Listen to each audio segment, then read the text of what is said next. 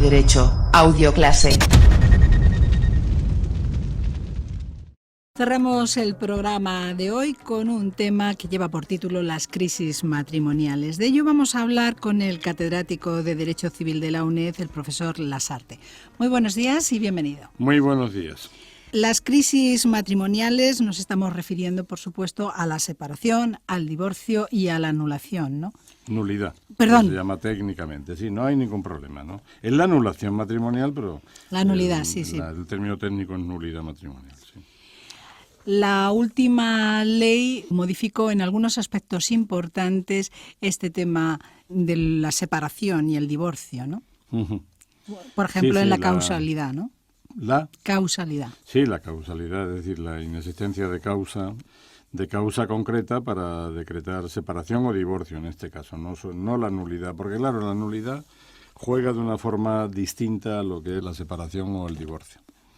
Y verdaderamente pues viene de antiguo el tema de la nulidad. La nulidad se admite tanto en la legislación civil cuanto en la legislación canónica. Ya sabe la importancia que ha tenido tradicionalmente para la mayor parte de los países europeos el sistema matrimonial canónico, el propio de la Iglesia Católica, por obvias razones.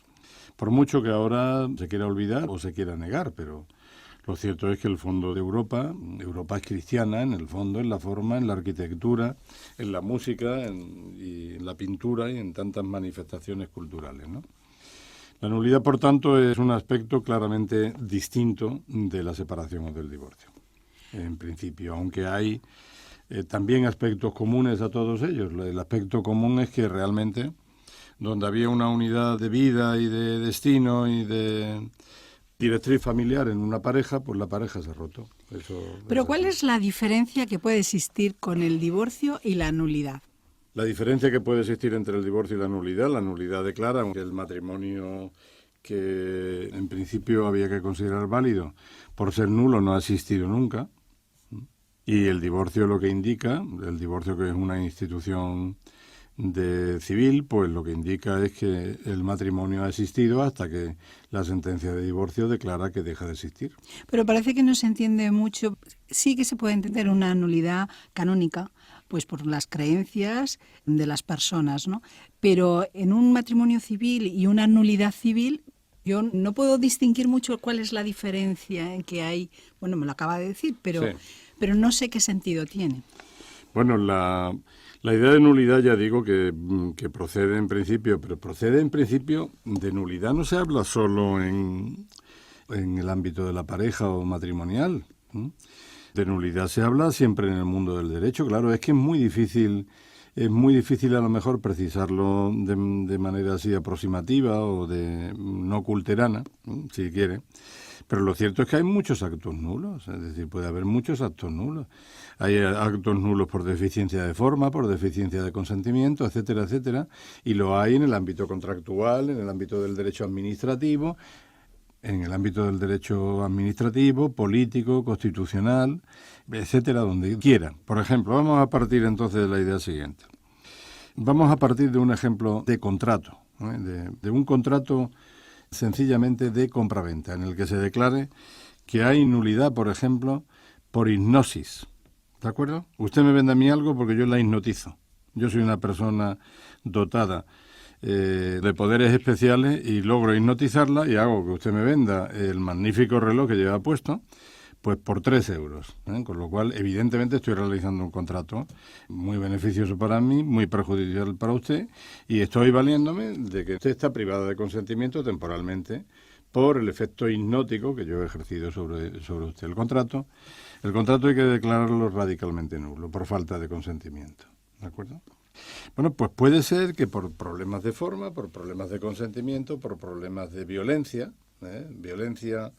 no ya la violencia física, sino la violencia o intimidación grave que pueda haber de una persona sobre otra, pues el matrimonio se haya contraído en un momento determinado bajo una presión insoportable. Eso es lo que ha dicho también tradicionalmente el derecho canónico, ¿no? Lo que pasa es que algunas veces en la aplicación práctica, la Iglesia y los tribunales de la Rota han tenido la manga ancha. La manga ancha porque han tenido siempre una idea muy concreta de que hay problemas que se pueden solucionar y otros que no se pueden solucionar y que más valía salvar digamos, la idea general de matrimonio imperecedero, etcétera, etcétera, el tiempo que se pudiera, y en algunos casos pues decretar que el matrimonio era nulo. Esto ha sido el fondo del tema, creo yo, cuando se consideran los siglos de experiencia histórica.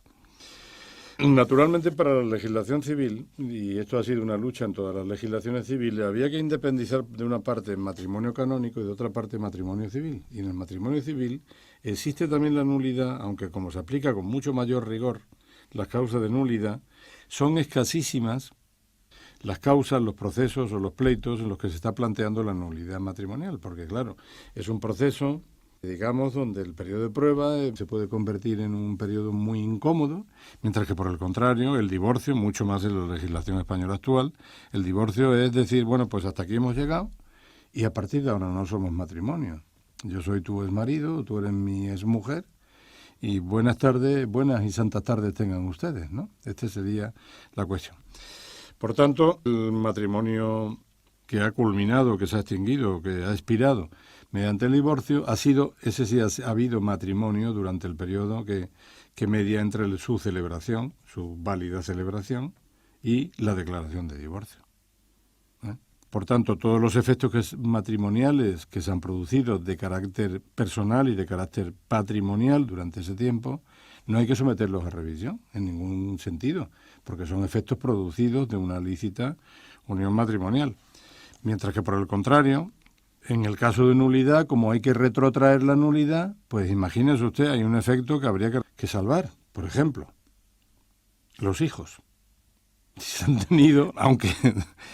tenido, aunque el matrimonio se declare nulo, supongamos, hemos contraído matrimonio, la pareja que nos valga de ejemplo ha contraído matrimonio en el año 70, y ahora de pronto dice, no, mire usted, es que el matrimonio es nulo, porque en el fondo este señor lo que te ha ejercido sobre mí es una coacción, una violencia, etcétera, etcétera, porque tenía amenazado, porque mi padre trabajaba en una de sus empresas con que lo echabas y mire usted, ya mi padre se ha jubilado y yo vengo aquí. Vamos, es de novela, pero le recuerdo que la realidad siempre supera la ficción, ¿eh?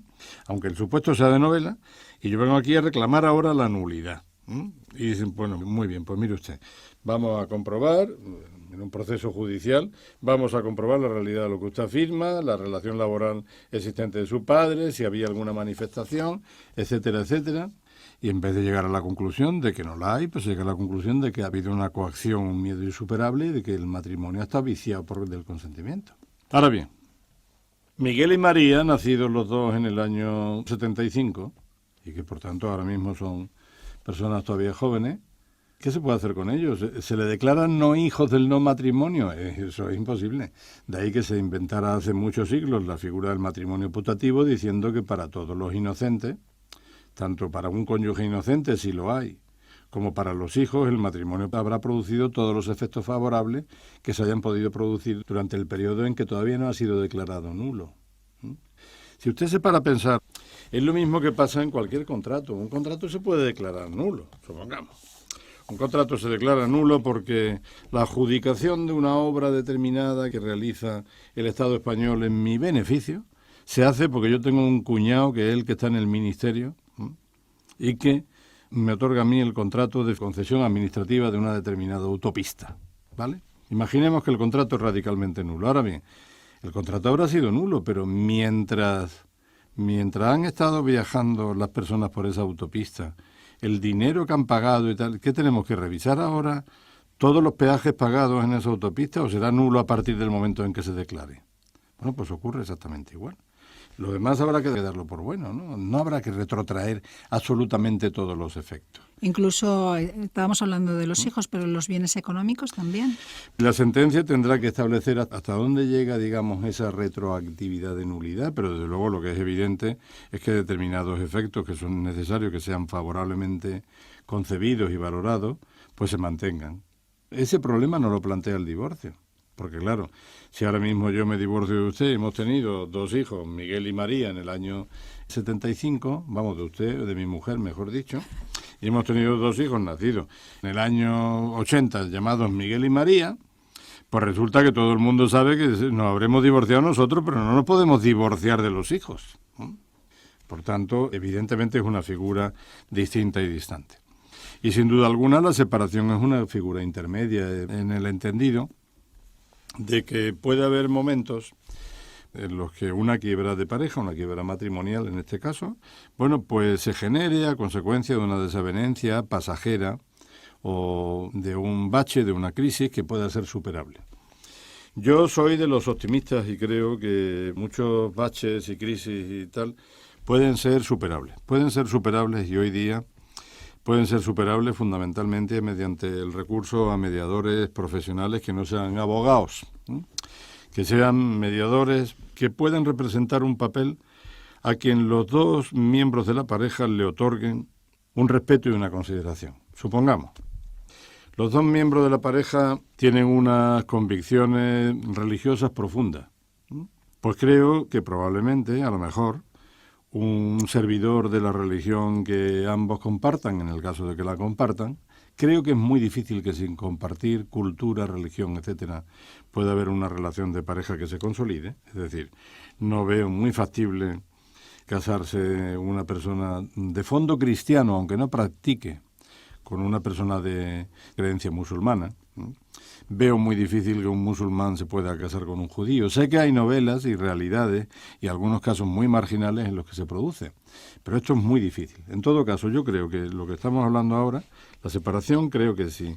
Si es una etapa transitoria, se puede superar a través de la intervención, por ejemplo, pues de un pastor protestante, en el caso que lo sean, de un sacerdote católico que tenga sentido común y caridad cristiana, que hay muchos que la tienen. Se puede superar a través de un psicólogo o de un gabinete psicológico que sea inteligente, que tenga personas inteligentes y que sepan dónde está el origen de la desavenencia, porque claro, hay muchas desavenencias que vienen provocadas por la falta de espíritu crítico de cualquiera o de ambos cónyuges, que creen que esto de montar una familia o montar una relación matrimonial es una cosa de hoy para mañana o de mañana para pasado. Y claro, requiere tomarse media faneguita de sal, 8 kilitos de sal en las comidas. Y después ir tomando decisiones, porque claro, muchas veces las decisiones son muy precipitadas, ¿no? Ese periodo de separación se ha mantenido tradicionalmente en la legislación civil en todos los países del mundo, en los que ha habido legislación propia sobre la materia, por tanto, como una etapa transitoria que puede permitir que en un momento determinado la separación llamada de cuerpos, la separación matrimonial entre los dos cónyuges, pues acabe superando las desavenencias, acaben encontrando un punto intermedio, un punto en común, que hay que encontrarlo siempre.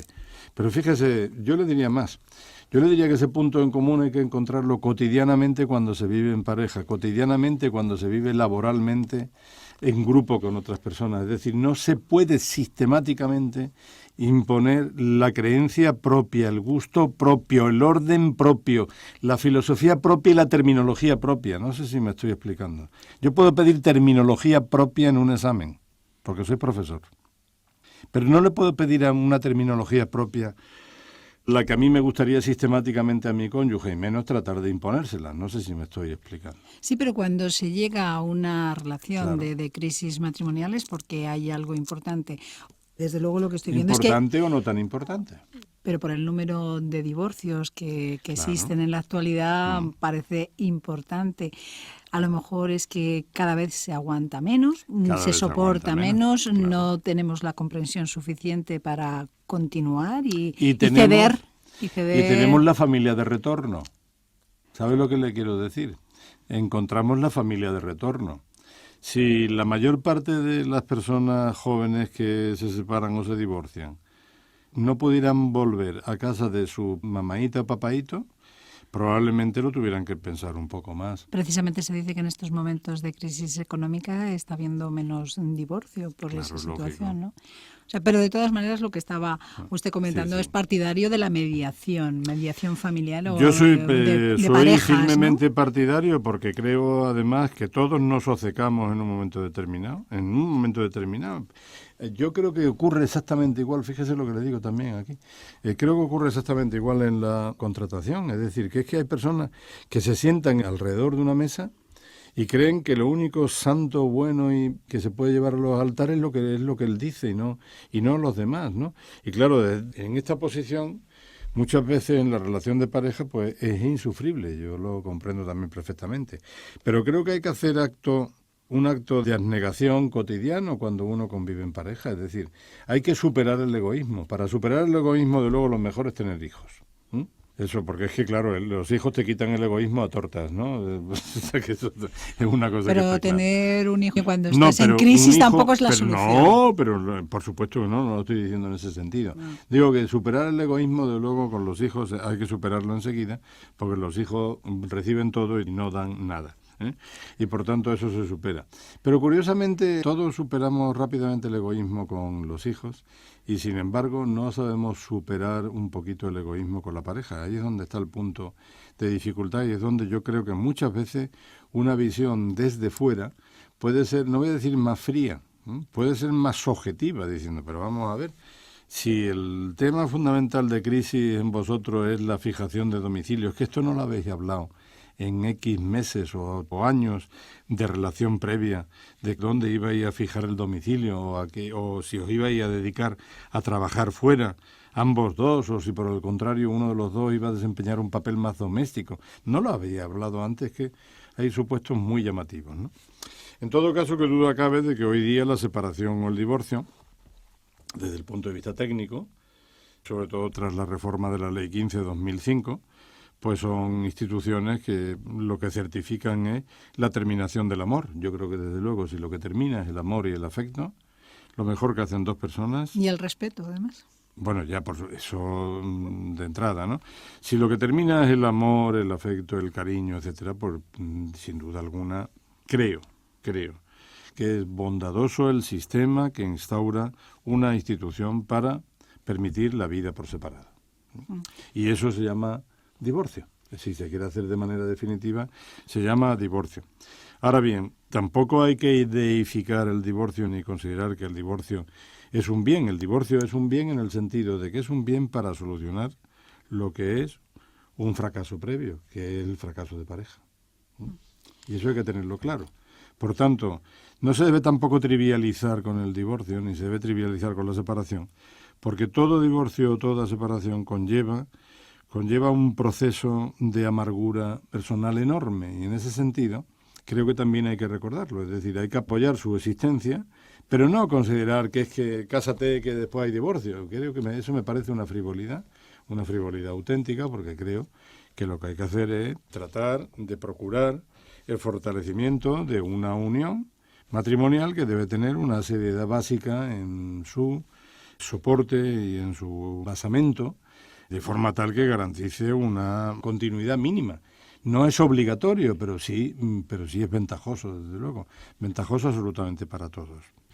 Bueno, pues el último tema que hemos abordado esta mañana en el mundo del derecho ha sido las crisis matrimoniales con el catedrático de Derecho Civil de la UNED, Carlos Lasarte. Muchísimas gracias y nos vemos en otra ocasión. Muy bien, pues muchas gracias. Muy buenos días.